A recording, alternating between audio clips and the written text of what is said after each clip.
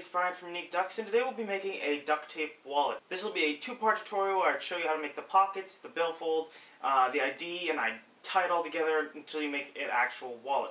Now, when making wallets, this is the number one thing you want to be able to do as a duct taper. This is how I got started making duct tape. This is how most people do duct tape wallets. And it's kind of neat how you can turn this into this, just with different colors, and you get ID, pockets.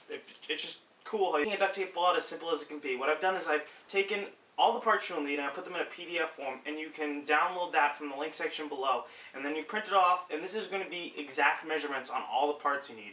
So you just cut this out and it'll give you templates on how to make the wall. So you're ready to build something as cool as this? Let's get started.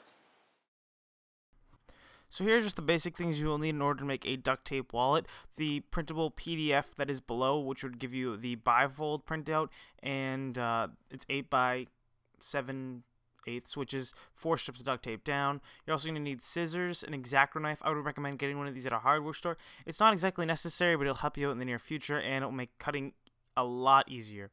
I would also recommend a permanent marker. This is going to help you if you're drawing out these on the thing. And you're also going to need the other printout, which has the 2 hidden pockets and the 4 basic credit card pockets. These pockets are 3.5 inches by just the regular duct tape height, and the hidden pockets are 2 duct tape strips, 3.5 inches wide by 3 7/8 height. Today we're also going to be making an ID slot. So for the ID, you're going to want clear plastic. You can use like lunch bags or overhead projector slides. I just use clear plastic that I get from my mom because she has a bunch at her school. So I have clear plastic for the ID. And of course, duct tape. I'm going to go with gray and black, but you can use whatever colors you have. But now that you have your tools, let's get started. So now that you have all your tools, you can actually start making the wallet. I'm going to start off by making one of the most commonly known as duct tape sheets. And I'm going to lay this down. My sheet is going to be a little bit bigger than a piece of paper. That's just so I have extra cutting room. So lay it down. I would go with about 9 or 10 inches wide, and then just keep cutting. Now, if you don't have scissors, you can always rip it.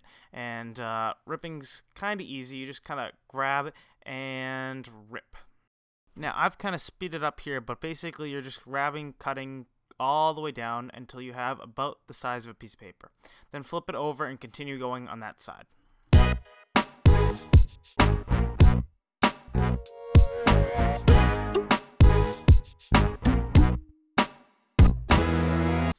So now you have a duct tape sheet. It's okay if you have air bubbles. Keep in mind that you're going to want to make like all the flat, smooth pockets with the non-wrinkly part, and the hidden pockets with the wrinkly part, just because you won't actually see the hidden pockets, therefore having wrinkles won't affect it.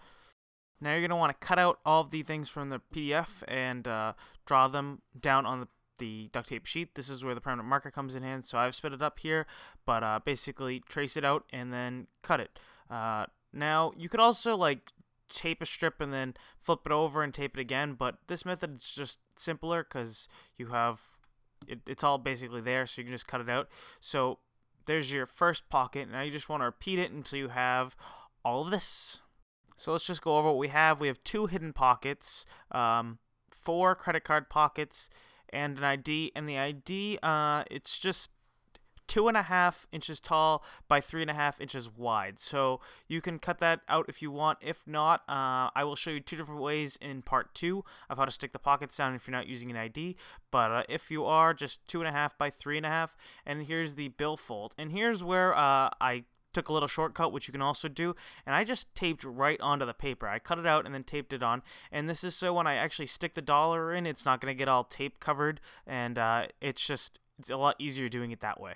So, since this is part 1, here's basically what everything's going to look like. You have 3 credit card slots on the left, a credit card and ID on the right, and you can flip-flop these, but this is what I have. None of it's taped down. We'll be doing that in part 2, where I will show you how to completely finish the duct tape wallet.